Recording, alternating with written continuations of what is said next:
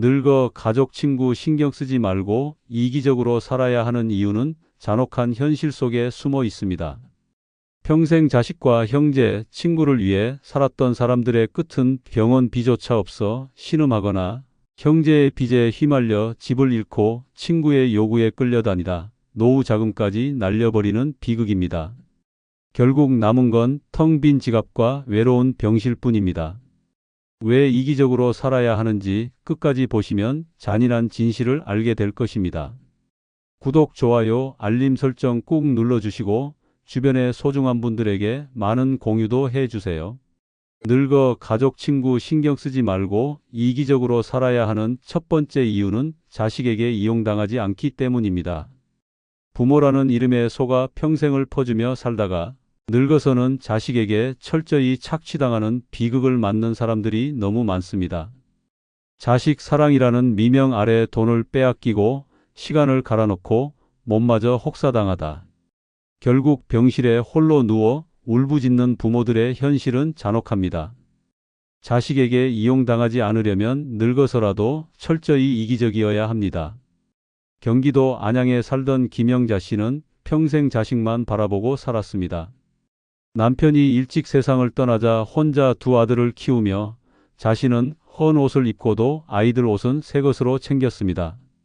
아들 결혼 자금에 집을 담보로 대출까지 받았고 손주 돌보느라 무릎이 망가져도 참고 버텼습니다. 하지만 그 대가는 너무도 끔찍했습니다. 아들은 부모의 희생을 고마워하기는커녕 생활비가 부족하다며 매달 돈을 요구했습니다. 엄마, 연금 타잖아. 우리 좀 보태줘. 이 말이 그녀의 일상이 되었습니다. 결국 김 씨는 70세가 넘어서도 스스로 병원비를 감당하지 못해 무릎 수술을 미루고 방 안에서 절뚝거리며 살아야 했습니다. 자식에게 모든 걸 바쳤지만 돌아온 것은 이용과 착취뿐이었습니다. 반대로 전라북도 군산에서 살던 박명자 씨는 일찍부터 자식에게 휘둘리지 않겠다는 결심을 했습니다. 그는 젊을 때부터 원칙을 세웠습니다. 내가 너희를 기를 수 있을 때까지만 돕는다. 결혼, 집, 애 키우는 건 각자 알아서 해라. 자식은 처음엔 원망하며 이기적인 엄마라고 불평했지만 박 씨는 흔들리지 않았습니다. 은퇴 후 받은 연금과 저축을 오롯이 자신에게 썼습니다. 치과 치료를 받을 땐 가장 좋은 병원을 선택했고 친구들이 체면 때문에 못하는 해외여행도 마음껏 다녔습니다. 노년이 되자 자식들은 오히려 박 씨를 존경하기 시작했습니다. 엄마는 자기 인생을 지키셨잖아. 우리도 닮아야 해. 결국 그는 이기적이라는 욕을 먹고도 자식에게 이용당하지 않고 당당히 자기 인생을 지켜낸 승자가 되었습니다. 두 사람의 삶은 극명한 대비를 보여줍니다. 한쪽은 자식이라는 이름에 속아 평생을 착취당하며 늙었고 다른 한쪽은 이기적이라는 손가락질을 받더라도 자기 몫을 지켜내며 웃으며 늙었습니다. 자식은 부모의 희생을 당연시합니다. 한 번 돈을 내주면 다음에도 그 다음에도 요구합니다. 돌봐주면 더 돌봐달라고 손을 벌립니다. 부모의 몸과 돈을 다 쓰고 난 뒤엔 냉정하게 등을 돌리는 경우가 허다합니다. 늙어 가족, 친구 신경 쓰지 말고 이기적으로 살아야 하는 이유는 자식에게 이용당하지 않아야 남은 인생을 지킬 수 있기 때문입니다. 자식은 사랑해야 할 대상이지 내 노후를 파괴하는 굴레가 되어서는 안 됩니다. 착한 부모, 헌신적인 부모라는 이름이 무슨 소용이 있습니까? 정작 내 삶은 초라하고 비참하다면 그것이야말로 인생의 실패입니다. 욕을 먹더라도 내 돈은 내 인생에 쓰고 내 시간은 내 행복을 위해 써야 합니다. 그래야 마지막 순간에 나는 누구에게도 이용당하지 않았다. 내 삶은 내 것이었다라고 웃으며 떠날 수 있습니다. 이것이 진짜 지혜로운 노년입니다. 늙어 가족, 친구 신경 쓰지 말고 이기적으로 살아야 하는 두 번째 이유는 원하지 않는 모임에 억지로 끌려가지 않기 때문입니다. 나이가 들수록 모임이라는 이름은 더 이상 즐거움이 아니라 고통이 됩니다. 체면 때문에 억지로 참석해야 하고 빠지면 노인네가 인심이 야박하다는 수군거림이 따라옵니다. 하지만 그 모임 속에서 내 지갑은 텅 비고 내 자존심은 짓밟히며 남은 건 피로와 후회뿐입니다. 이기적으로 살지 못한 노년은 결국 불필요한 모임의 노예가 되고 맙니다. 경기도 안산에서 살던 김순자 씨는 평생 모임에 얽매여 살았습니다. 친척 모임, 동창 모임, 종친회까지 어른이니까라는 이유로 단 한 번도 빠질 수 없었습니다. 모임에 나가면 십시일반이라는 명목으로 돈을 내야 했고 빠지면 욕을 먹었습니다. 70세가 넘어서 연금 생활을 시작했지만 매달 모임 회비와 경조사비로 지갑은 텅텅 비었습니다. 병원에 가고 싶어도 돈이 없어 참고 전기세를 밀려 전등조차 꺼야 하는 날이 많았습니다. 하지만 아이러니하게도 그녀가 그토록 챙겼던 모임. 사람들은 정작 그녀가 아플 땐 단 한 번도 찾아오지 않았습니다. 결국 김순자 씨는 내가 왜 그토록 억지 모임에 끌려다니며 살았을까라는 회한 속에서 노년을 보내야 했습니다. 반대로 부산 해운대에 사는 이정옥 씨는 달랐습니다. 그는 65세가 되던 해 스스로 결단을 내렸습니다. 나를 소모시키는 모임은 이제 가지 않겠다. 친척 모임에도 친구 모임에도 종친회에도 얼굴을 비추지 않았습니다. 처음엔 형제와 친구들이 이기적이다, 인심이 야박하다라며 비난했지만 그는 흔들리지 않았습니다. 대신 그 돈과 시간을 자기 자신을 위해 썼습니다. 여행을 다니며 새로운 사람들을 만나고 독서와 운동으로 건강을 챙겼습니다. 모임에 끌려다니던 친구들이 얼굴에 피로를 쌓으며 허덕일 때 이정옥 씨는 오히려 젊은이 못지않게 활기찬 노년을 살았습니다. 그가 남긴 말은 단호했습니다. 내 시간을 남에게 팔아먹지 않으니 이제야 진짜 내 인생을 사는 것 같다. 두 사람의 삶은 극명한 대비를 보여줍니다. 한쪽은 원하지 않는 모임에 억지로 끌려다니며 돈과 시간을 다 잃고 후회 속에 늙어갔고, 다른 한쪽은 욕을 먹더라도 자기 원칙을 지켜 자유롭게 늙어갔습니다. 노년을 파괴하는 건 외로움이 아닙니다. 억지 모임 속에서 허비한 돈과 시간, 그리고 그 안에서 느낀 모욕이 진짜 독입니다. 남의 시선과 체면 때문에 끌려다니면 결국 내 삶은 남의 무대 장식품으로 끝나고 맙니다. 늙어 가족 친구 신경 쓰지 말고 이기적으로 살아야 하는 이유는 원하지 않는 모임에 억지로 끌려가지 않아야 비로소 내 인생을 지킬 수 있기 때문입니다. 욕을 먹더라도, 인색하다는 손가락질을 받더라도 나의 시간과 돈을 나 자신을 위해 지키는 것이 진짜 현명한 노년입니다. 마지막 순간 나는 남의 잔치에 끌려다니며 살지 않았다. 내 인생은 오직 내 것이었다라고 말할 수 있다면 그것이야말로 가장 성공적이고 존엄한 노년입니다. 늙어 가족 친구 신경 쓰지 말고 이기적으로 살아야 하는 세 번째 이유는 가족과 친구의 갈등에 휘말리지 않기 때문입니다. 나이가 들면 자연스레 갈등의 한복판에 놓이기 쉽습니다. 형제들끼리의 유산 싸움, 며느리와 딸의 다툼, 오랜 친구 사이의 금전 문제까지 당사자가 아니어도 어른이니까 중재해달라는 말로 얽혀듭니다. 하지만 그 순간부터 내 인생은 타인의 분쟁에 질질 끌려다니는 지옥으로 바뀝니다. 늙어 평온해야 할 시간이 남의 싸움터에 끌려가 피투성이로 망가지는 순간으로 변합니다. 경기도 고양에 살던 최인숙 씨가 바로 그 피해자였습니다. 그녀는 평생 가족은 화합해야 한다는 말을 믿고 살았습니다. 남편이 세상을 떠난 뒤에도 형제들 간의 유산 분쟁을 말리느라 양쪽 눈치를 보았고, 며느리와 딸이 갈등할 때마다 중간에서 애써 화해를 시켰습니다. 하지만 돌아온 것은 감사가 아니라 비난이었습니다. 형제들은 누구 편을 드느냐라며 그녀를 원망했고, 며느리는 시어머니가 딸만 감싼다라며 대놓고 불만을 터뜨렸습니다.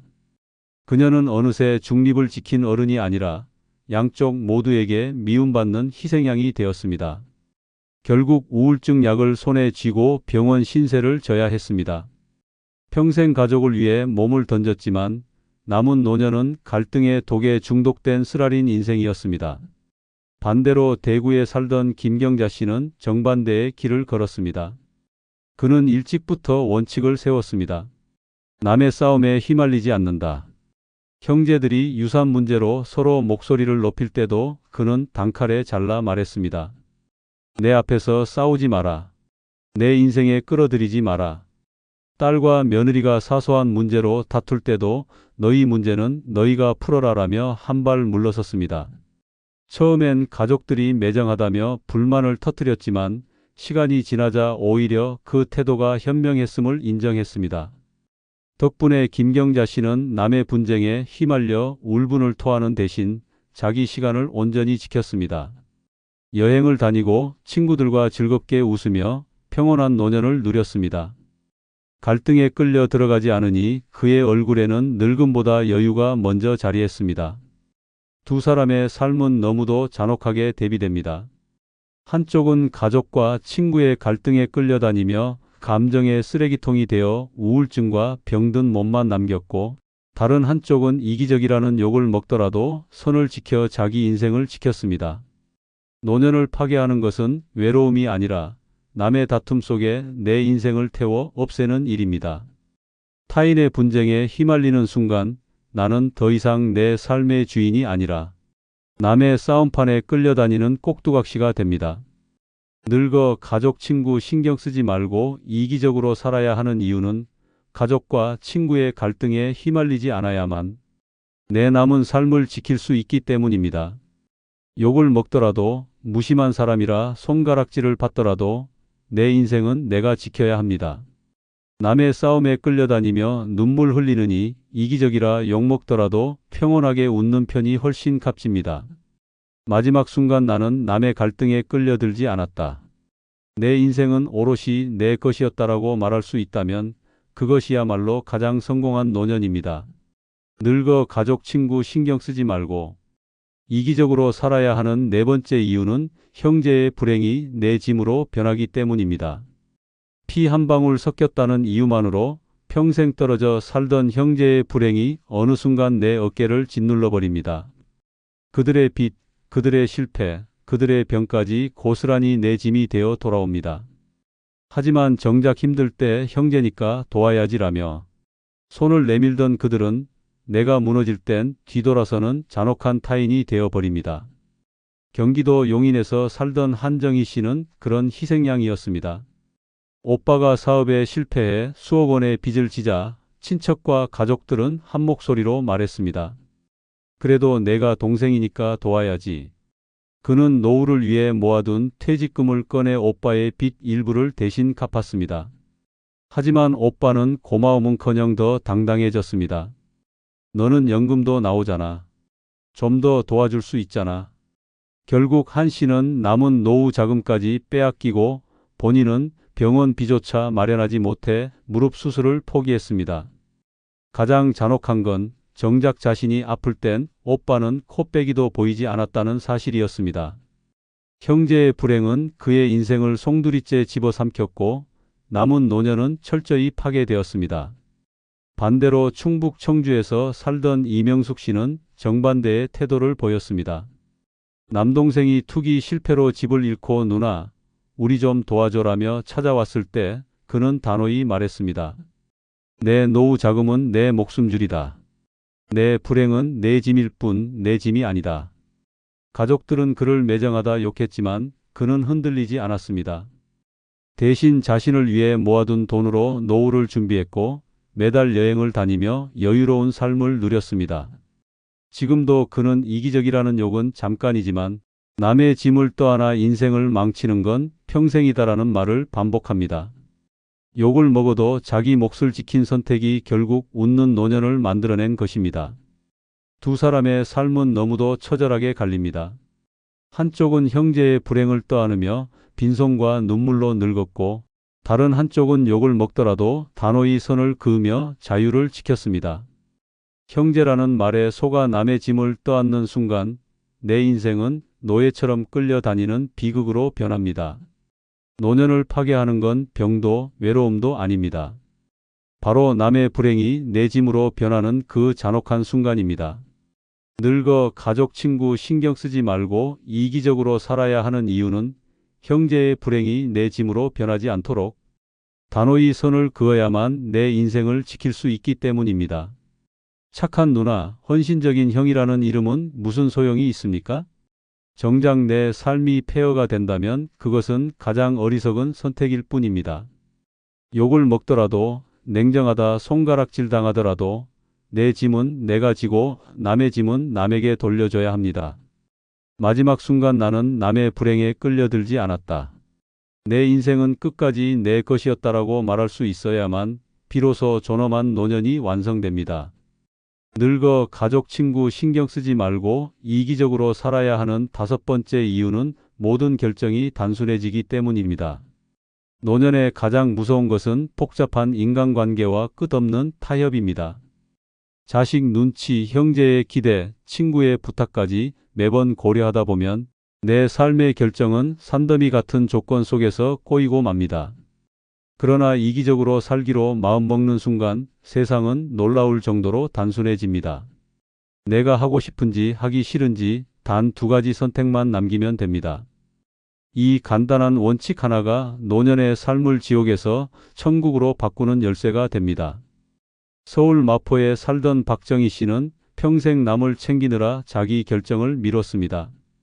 아들이 부탁하면 병원 예약도 뒤로 미루고 며느리가 도와달라 하면 자신의 모임도 취소했습니다.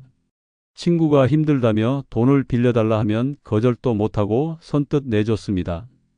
그렇게 살다 보니 정작 자신의 노년은 한순간도 자기 뜻대로 살아본 적이 없었습니다. 가고 싶은 여행은 늘 미뤄졌고 배우고 싶던 요가 수업도 나중에라며 포기했습니다. 75세가 되던 해 그는 병원 침대에서 눈물을 흘리며 말했습니다. 나는 내 인생을 한 번도 내 뜻대로 살아본 적이 없어. 매번 남의 결정에 끌려다니다 이렇게 늙어버렸어. 남을 위해 복잡하게 얽힌 결정들 속에서 결국 그는 자기 인생을 잃고 말았습니다. 반대로 대전에서 살아온 이성자 씨는 달랐습니다. 60세가 되던 날 그는 선언했습니다. 앞으로 내 삶의 기준은 단순하다. 하고 싶으면 한다. 싫으면 안 한다. 그 원칙 하나로 그는 노년의 방향을 송두리째 바꿨습니다. 아들이 아이 봐달라고 했을 때도 그는 단호히 말했습니다. 내 시간은 내 거다. 친구가 돈을 빌려달라며 울먹여도 그는 웃으며 잘라냈습니다. 내 돈은 내 노후를 위해 있다. 대신 그는 하고 싶던 그림을 배우고 1년에 몇 번씩 해외여행을 다니며 자신의 시간을 오롯이 즐겼습니다. 남들은 여전히 이기적이다라며 손가락질했지만 정작 그는 하루하루가 단순하고 가볍게 흘러가는 행복을 누렸습니다. 남의 복잡한 부탁과 갈등에 휘말리지 않으니 그의 노년은 언제나 자유로웠습니다. 두 사람의 삶은 극명하게 대비됩니다. 한쪽은 남의 부탁과 요구에 휘둘리며 매번 복잡한 결정을 강요당하다 결국 자기 인생을 잃었고, 다른 한쪽은 이기적이라는 욕을 먹더라도 단순한 원칙 하나로 삶을 지켜내며 웃으며 늙어갔습니다. 노년의 평온을 무너뜨리는 건 외로움이 아니라 수많은 갈등과 조건 속에서 내 결정을 빼앗기는 일입니다. 늙어 가족 친구 신경 쓰지 말고 이기적으로 살아야 하는 이유는 모든 결정이 단순해져야만 내 인생이 온전히 지켜지기 때문입니다. 남이 뭐라 하든 상관없습니다. 하고 싶은지 하기 싫은지 그것만 기준으로 삼으면 됩니다. 그 단순함 속에서 비로소 노년은 자유로워지고 남은 시간은 후회 대신 웃음으로 채워집니다. 마지막 순간 나는 내 뜻대로 살았다. 내 인생은 단순했지만 가장 행복했다라고 말할 수 있다면 그것이야말로 가장 존엄한 노년입니다. 늙어 가족 친구 신경 쓰지 말고 이기적으로 살아야 하는 여섯 번째 이유는 내 실수를 내가 책임지면 끝이기 때문입니다. 인생에서 누구나 실수를 합니다. 그러나 늙어서까지 가족과 친구를 챙기다 보면 내 작은 실수가 단순히 내 잘못으로 끝나지 않고 온갖 구설과 원망, 심지어 평생 씻을 수 없는 짐으로 커집니다. 남을 위해 살면 내 실수가 곱절로 부풀려지고 내가 책임질 필요 없는 짐까지 떠안게 됩니다. 하지만 이기적으로 살면 어떨까요? 내가 내 실수를 감당하고 끝내면 됩니다. 누구에게도 끌려다니지 않고 누구도 내 인생을 심판할 수 없습니다. 경기도 수원에 살던 박영자 씨는 평생 남 챙기느라 자기 삶을 잃었습니다. 퇴직 후 모아둔 돈으로 작은 가게를 열었는데 경험 부족으로 단기간에 실패했습니다. 사실 그 실패는 누구에게도 피해를 주지 않는 그냥 본인만 손해본 사건이었습니다. 그러나 문제는 가족이었습니다. 형제들은 괜히 욕심부려 돈 날렸다며 욕했고 자식은 엄마가 경솔하다며 화를 냈습니다. 결국 그는 실패의 대가로 돈만 잃은 게 아니라 가족의 신뢰와 체면까지 무너져야 했습니다. 내 실수로 끝났어야 할 일이 남의 비난 속에서 평생 주홍글씨가 된 것입니다. 노년에 남은 건 후회와 수치심뿐이었습니다. 반대로 충남 아산에서 살던 최명자 씨는 달랐습니다. 그는 노후에 작은 카페를 차렸다가 역시 운영 미숙으로 문을 닫았습니다.